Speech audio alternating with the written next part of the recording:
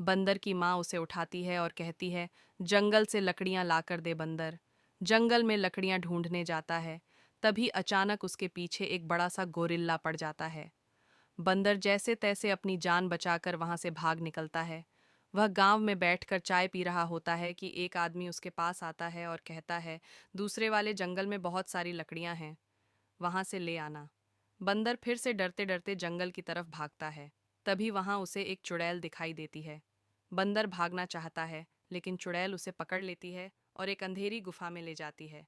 चुड़ैल उसे पकाकर खाने की तैयारी करती है। वह लकड़ियां कम होने की वजह से जंगल से लकड़ियां लेने बाहर जाती है।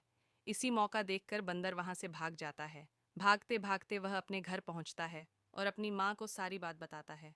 माँ उसे बहुत प्यार करती है और प्यार से समझाती है। वह स्वादिष्ट खाना खिलाती है। फिर भी लाइक सब्सक्राइब करे।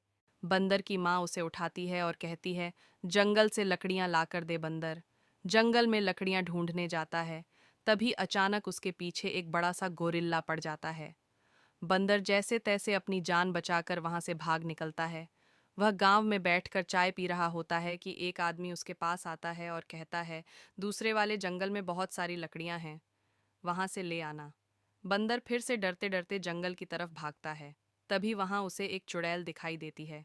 बंदर भागना चाहता है, लेकिन चुड़ैल उसे पकड़ लेती है और एक अंधेरी गुफा में ले जाती है। चुड़ैल उसे पकाकर खाने की तैयारी करती है। वह लकड़ियां कम होने की वजह से जंगल से लकड़ियां लेने बाहर जाती है। इसी मौका देखकर बंदर वहां से भाग जाता है। भागते भागते वह अपने घर पहुंचता है और अपनी माँ को सारी बात बताता है। माँ उसे बहुत प्यार करती है और प्यार से समझाती है। वह स्वादिष्ट खाना खिलाती है। फिर भी लाइक सब्सक्राइब करे।